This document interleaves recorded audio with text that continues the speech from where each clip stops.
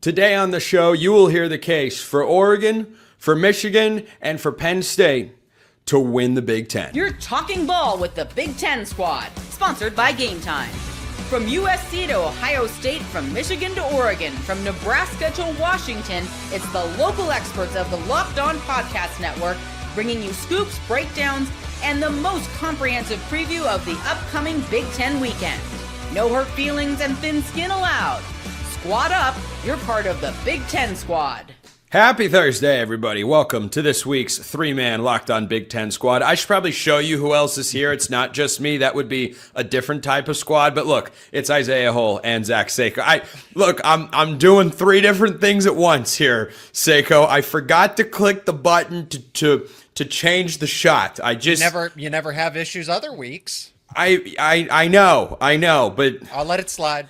Yeah, well, you know what? We are the three wise men that are here this week, unless you thought I picked those three teams at random. No, in fact, I did not. So, Isaiah Hull of Locked On Wolverines, Zach Seiko, Locked On Nittany Lions is here. I'm Spencer McLaughlin from Locked On all over the place, sort of. So, Seiko, we're going to start with you. Matt Campbell, but you guys both have first-year head coaches. I don't know what that feels like. I haven't felt it in like 4 years. It's just been such. You got one of them fired, so you're That's responsible true. for that. This is objectively true. You can draw a straight line between Oregon winning in double overtime with Dylan Thieneman's interception and then James Franklin going on to be the head coach at Virginia Tech. But Matt Campbell is there along with most of the Iowa State football team from 2025. Give me the case that they break through and win the Big Ten.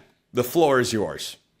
Conveniently enough, having Isaiah here is perfect because I think whoever wins that Penn State-Michigan game is going to have much more leverage as far as who will be that dark horse contender for the Big Ten. And I think that's what Penn State is. They're in that category with Michigan and USC as, okay, there's optimism. Maybe they can surprise some people. Penn State has an extremely easy schedule. That's the first point that I want to make. It's just Michigan and USC. Granted, could they lose to Washington on the road? Absolutely. But those are the three games that I have circled and say, these are the ones that I'm concerned about. It's everybody else that's it. We're talking Northwestern, Maryland, Wisconsin, all of the easiest teams. There's no Indiana. There's no Oregon. There's no Ohio State. It's just a road trip against Michigan, a road trip at Washington, and then USC at home. So you actually get a favorable setup for that USC game. And then the non-conference schedule is very easy. There's no one worth notable there. So the schedule is easy. Number two, the team, Iowa State, they brought over the best players from Iowa State. You got a starting quarterback, you got a starting running back, you got some starting offensive linemen, caliber offensive linemen, but that wasn't Penn State's issue. You got two starting caliber tight ends. You basically filled out the secondary. You got three capable linebackers, a few defensive linemen. These aren't the fringe holdovers from Iowa State. These were guys that were all conference caliber players, and now they're only better with another year of experience. They know the system. Penn State's blending the best of what they were able to keep in-house and then add over the best of Iowa State. I think it's a great formula to win and be competitive. And my expectations personally, if everything goes well, at least 10-2 with, Michigan and USC as the outliers. Easy schedule to try to get to the playoff. Breaking news, Penn State has joined the SEC. So, Isaiah, what do you make of Penn State's chances? We will get to the Wolverines, to be sure, because I love me some Kyle Whittingham chatter. I actually live in the great state of Utah. Kyle Whittingham is more than just a little bit of... Yeah, exactly, Seiko. But you buy that, Isaiah? Penn State, Big Ten championship, year one, just because the schedule is favorable? Well, the first thing, and I couldn't remember the exact quote, as much of a Disney nerd as I am, but to quote The Rock's character in Moana, "You're welcome," because great song. Matt Campbell had been holding out for the Michigan job, and I know that on very, very, very good authority, forever. And eventually he just gave up, and only to give up, and a week later the job opens up. He just gave up. I just want to know, when was the last time that Penn State won in Ann Arbor when it wasn't 2020 and Michigan wasn't trotting out like true freshmen all across the place, and Dan Villari and stuff like that. Last time was 2020. There was a little bit of a stretch where, hey, Penn State, they went back and forth, right? That was in the later 2000 teens, but those games were at Beaver Stadium. And then, Michigan absolutely dominated when it was at the Big House. So wait, can I guess? 2016. No, Michigan won that game 49-10. By a lot. Yeah. Okay. We don't need bad guess then. Bad guess. It was maybe 2010-ish.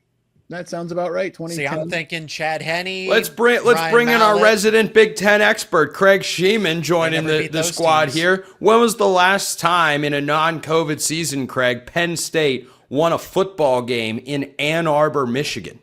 Whoa. Is this one of these rhetorical questions, or this is a literal question at the moment. This is Jeopardy trivia. Yeah. This is a good one. Please put your response in the form of a question. Could it be 2010? And I'm literally just throwing a year out there. That sounds about right to me. It's somewhere around there. So good luck. That's really all I've got, because I mean, easy schedule, fine. You got the best of Iowa State. That's sweet. And the best of Penn State, also very cool. But it is what it is. And listen, I think that they'll get better eventually this year. I don't know. That seems like a tall ask. Answer 2009. Ooh. 2009. Craig, Penn State to the Big Ten championship game. You buy that? When? No. This year? No. No. No.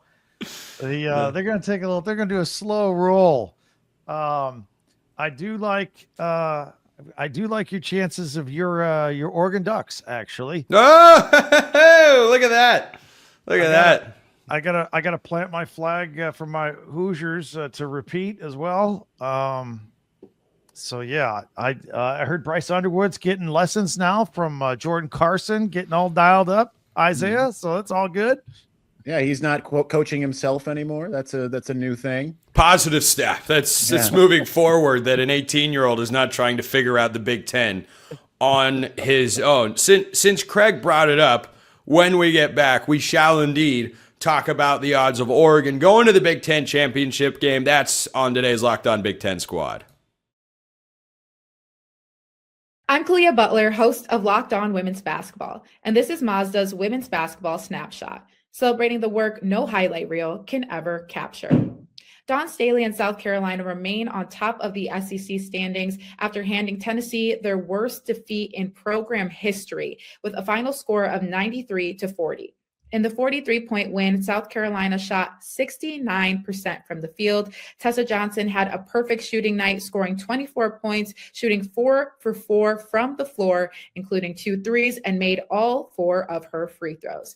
And UCLA remains undefeated in Big Ten play, topping Michigan 69-66 as Player of the Year contender Lauren Betts put up a double-double, scoring 16 points, collecting 16 rebounds, and adding 5 assists and 3 blocks. These moments are earned off the clock, those long before the lights ever come on. The sweat, the fakes, the doubt, the scrapes, and coming back for more every time. Mazda puts the same drive into every detail. Wins define the moment, putting in the work, that defines you. There's more to a Mazda because there's more to you. All right, round robin for what is now a 4-man squad. If Isaiah, Zach, and I are the 3 wise men, what does that make Craig? The baby Jesus? Wow. No. Okay. Well, we dubbed ourselves that moniker. I dubbed us with that moniker earlier, and you're the 4th. And I've got to start getting here on time. I'm missing out some important meetings. Yeah, the big stuff. But Craig, why don't you start us off? Make your case for Oregon to the Big Ten championship game next year. Well, number one, the easy low-hanging fruit is they're pretty good right now. Like, their base level is really good. With Dan Lanning, they're not falling off. They're going to be in the mix every year. Oh, yeah. they've got the best quarterback room in America, so that's covered. I do like their young talent on the team. I like the talent coming in, transfer portal, recruiting. Everything's on cruise control for Dan Lanning. I think they're just going to keep knocking on that door until they get in. And, the first year they won the Big Ten championship. This year they didn't quite get there, but probably came down to the Indiana game, to be honest with you. And I don't see them falling off, being much further off than, if they miss it by a game, a key matchup that keeps them out. I think they're rolling right now. And, Ohio State's playing at a certain level. Oregon, got Indiana in the mix right there. I don't see any drop off with a lot of those. Only 2 teams can make it. Obviously, I just mentioned 3, but they're not going. They're not going anywhere. They're going to be in the mix, knocking on the door every year. Preach, Craigathy. Preach. I love the words coming out of your mouth right now. Isaiah, I will throw it over to you. Oregon and Michigan will, of course, play in November at Autzen Stadium. Could have Big Ten championship implications there. Do you buy Oregon making a return trip to Indianapolis? Even though I don't know if I really want them to while the playoff format exists in its current. I said that all year. Like, I wanted Oregon to do exactly what they did. Go 11-1. Miss the Big Ten title game, get a home playoff game, because then I was actually able to go, watch Oregon in person because of my other job, and then you kind of get things rolling with a tune-up, so it worked out. But you think they go to Indianapolis next year? I don't see why not at this point. I don't know their schedule offhand, aside from Michigan going to Eugene in late November. And that's a tall ask rather for Michigan, that loves to just go and lose in the West Coast whenever it goes there. So makes a habit. Yeah, that's USC, Washington, Oregon, they're over. Yes, I would just basically at this point just say that's a Michigan loss. I know Kyle Whittingham might have something to say to me about that, right? But you've got everything going for you, really, and bringing back a senior Dante Moore and having Dylan Raiola backing him up. I mean, you just can't go wrong with that, right? Because now you're at a spot where you're looking at it and saying, all right, there needs to be a lot of cataclysm. There needs to be guys forget how to play football in order to even just not show up. Yeah. Yeah. Can I ask? Well, I want to ask you a question about that. Yeah. By the way, Dante Moore, redshirt junior, when he returns in 2027, you're all screwed. You can just give up on the season. That's if the Jets have the number 1 overall pick. Yeah, exactly. Bail on New York. Nobody wants to go there. Sorry, Craig, I interrupted you. Go ahead. What is the official plan with Raiola? Is he a redshirt, never to be seen, or if we're 8 games in, catastrophic injury, he comes and saves the day? If Dante Moore goes down, I mean, is he redshirting, or is he just going to be the backup, and we very well may see him a lot? As I understand it, in talking to certain folks, the plan is to redshirt him, especially coming off the injury. Mm-hmm. However, the injury is not so severe that he's not going to be able to play if called upon. The way I think Oregon wants it to go is they don't have to play him save for a few snaps here and there just to get your feet wet with the offensive system and all of that. But if they have an actual need to play a backup quarterback, you can play Raiola up to 4 games, right, and still preserve his red shirt. I think that's the ideal scenario, just so that he could have 2 more years if he wants. But they've got a guy in Brock Thomas, who's, I believe, is a former walk-on and 0-star recruit who went to Sheldon High School, very close to Eugene.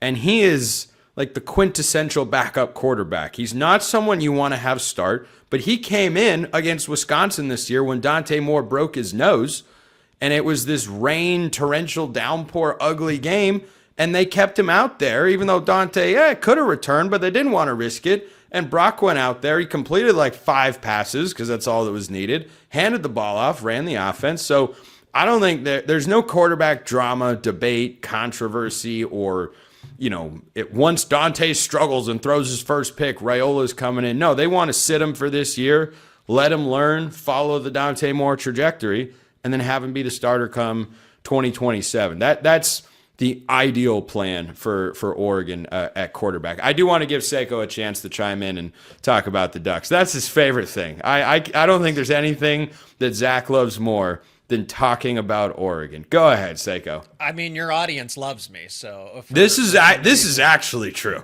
This is actually true. So I am a celebrity on your channel. I mean, we've all done crossovers before. You ever get the comments from some of your listeners like, "Man, don't bring that guy on again"? That is not the case. Not the case with Seiko. So I agree with what Isaiah and Craig have said. They were somehow able to create the best quarterback room in the country. It's you have question marks as far as, okay, Kenyon Sadiq moves on, right? There's some key players that you're going to have to replace on defense, right? Face of the linebacker room, Betcher. But then those names are going to be the star caliber production. I mean, you could argue that they were stars already. Brandon Finney gets another year under his belt.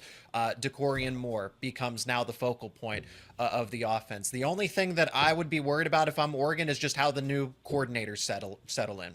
Is just being able to replace not one but two, your offensive and defensive coordinator. But I don't think that's going to hold them back from a Big Ten title run or a championship run. I mean, returning Dante Moore, that sets up perfectly for them. And then if he does get injured, your backup's Raiola, so he can be the handoff. I mean, imagine a scenario where Moore's out for 4 to 6 weeks, knock on wood, because I don't want to see that for the sake of the competition. But Raiola can come in and then just basically hand it back to Dante Moore going into the latter part of the season or the postseason. Perfect setup. Oregon has a lot of insurance one way or another. Yeah, I think the coordinators are a top of my mind question. Probably the number one question. I'll tell you another concern. I'll tell you another one that's a legit question, especially in this league, as we know. And you guys are Big Ten veterans. I'm still a carpetbagger to this conference, quite frankly. I don't know who Oregon's starting kicker is going to be. I know who the options are. I know the names, but no one who's going to be in the running for Oregon's starting kicker will have made a field goal for the Ducks in his career when the competition sets out this spring. You had a pretty good one. Yeah, Atticus Sappington, man, he grew to legend status, because I don't know if you guys knew this, but in Eugene, we've had some bad luck and outcomes with kickers in some big games. See why this is important to you. Yeah. Yes, we have had seasons that were trending towards a national championship derailed because of a kicker's inability to hit not from 45 or 50, but inside of 40. That's happened 3 times that I can tell you right here. So it's a legitimate concern. Special teams sound boring, but you know what? My Seahawks just beat the Rams because their special teams were better, amongst other things. When we get back, we are not forgetting about Isaiah's Wolverines. The case for Kyle Whittingham on today's Locked On Big Ten Squad. Today's episode brought to you by our friends at TurboTax. Tax season doesn't have to take over your life. This year, TurboTax is making it easier than ever to just hand things off and move on with your day. With TurboTax Full Service, you can have your taxes done for you by a trusted local expert, start to finish, without the stress or the guesswork. Instead of spending hours trying to figure out forms, you can meet with a local TurboTax expert in person or connect online. They handle everything from W-2s to self-employed forms and work to get you every deduction. You can upload your documents, go about your day, and get updates right in the TurboTax app. It's a huge time saver and gives real peace of mind knowing an expert is handling it. For a limited time, you can have your taxes done by a local TurboTax expert for just $150 all in. If a TurboTax expert didn't file for you last year, just file by February 28th. That deadline's approaching. Take taxes off your plate. Get back to your life. Visit TurboTax.com/local to book your appointment today. Not tomorrow. Do it today at TurboTax.com/local.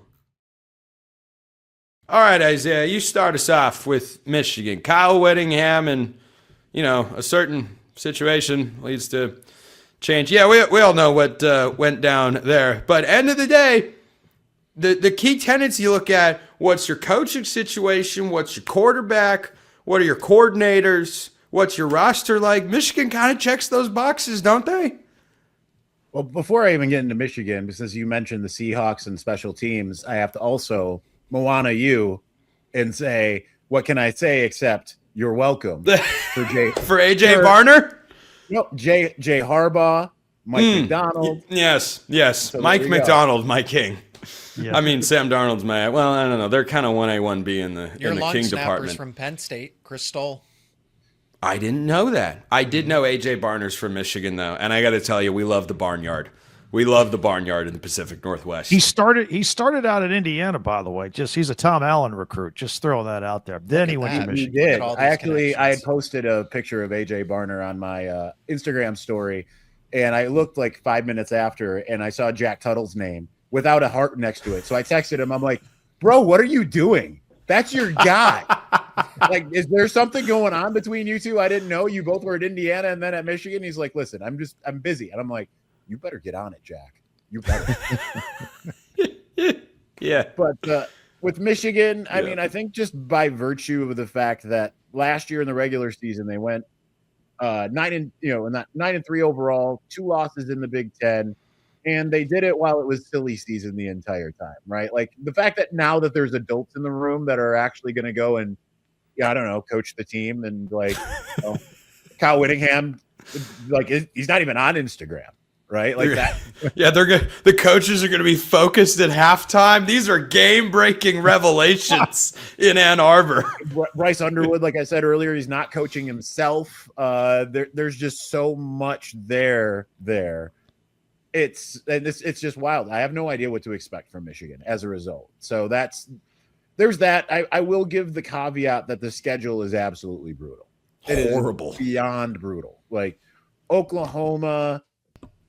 At Oregon, like we talked about, at Ohio State, Penn State, Iowa, Indiana, like I know I'm missing somebody there. It's At Minnesota. Never sleep on Minnesota. yeah. Thankfully, that's earlier in the year, so that's kind of. But yeah, I mean, it's a brutal schedule, but just by virtue of that, the fact that they got players that can actually help them, right? Like, oh, they need a passing game. Well, JJ Buchanan, look at him. Jamie French. Look at him, right? Like, I think that they've got all the pieces. It's just a matter of can they withstand that schedule? Yeah, it's arguably, I talked about it on Locked On College Football not long ago because it is one of the hardest schedules we've seen in the last few years. I like it's up there with what Oklahoma had last year, what Florida had the last couple of years. It's brutal. Craig, can Kyle Whittingham overcome? Yeah, listen, the best line that Isaiah had was they got a grown-up in the room now. And, it was remarkable that Sharon Moore improved by 2 wins in year 1 to year 2, right? And now the schedule this year is going to be a little different. Like you said, it's going to be harder, but everything's in place. You got a mature coach that knows what he's doing. I got a lot of confidence that Michigan's going to be a pretty good football team. I don't know how many games they're going to lose with that tough schedule. I certainly feel like there's a 4th team that's going to make the play. I'm still honked off. We only had 3 teams in the playoffs. It's just the way it worked out last year. I think the Big Ten should always have 4. We should always be good enough to have 4, maybe 5 competing for it. And will Michigan be that team this year? I don't know. You're right. It's all comes down to that schedule. But the foundation, and that's the important part when you're running a program, the foundation is there. It's in place. And I think they could do some good things. I think Whittingham was just a home run hire in what was a desperate situation because Sharon Moore got fired kind of late into the game, if you will. I know it was December, but I mean, things were already in motion as far as coaches and where they were going to go at that point. So, and then they took forever to hire anybody, and then they landed on Whittingham. That was a home run. Nothing like 2 of the biggest brands in the conference accidentally stumbling into great coaching hires, but that's what we've got. Michigan just Kyle Whittingham. What? How? Penn State. Fumble, miss. Matt Campbell. Great hire. Anyway, Seiko, Country Roads, take us home on Michigan. Yeah, if I'm ranking the Big Ten at this point in time, and I think this is how most of the power rankings are going to go, basically tier 1 is Ohio State, Oregon, and Indiana in some combination, okay? Tier 2 is USC and Michigan. And then I think Penn State's at the top trying to get into tier 2. They're at tier 3 trying to sneak into that second tier. So Michigan, if it wasn't for that schedule, because Isaiah, I don't really know what to question Okay, Kyle Whittingham in year one at a new program, sure, is going to have a lot of question marks, but great coordinator hires, the same thing that I said about Penn State, bringing over the key players, the key recruits from Utah. So Michigan and Penn State have a very similar setup, and with a former 5-star quarterback that's actually going to get some coaching. You bring over, Penn State didn't bring over a former 5-star wide receiver from, I can't remember where French was it Alabama, and then he flipped to Texas, and yes, okay, there, yeah, I was thinking Alabama, but that's what I wish for Penn State. Michigan has that, the infrastructure, there were all these floodgates, they were able to retain recruits, so I would imagine that Michigan's going to be favored in a lot of these games, including Penn. But that's the turning point for Penn State. While I would favor Michigan in this one, if Penn State can pull off the upset, that would be such a momentum builder for the Nittany Lions, and which is why it's circled above all else on our schedule. Good place to cap it today. Isaiah Hull, Locked On Wolverines. Craig Sheeman, Locked On Big Ten. Late arrival, but we enjoy having him here.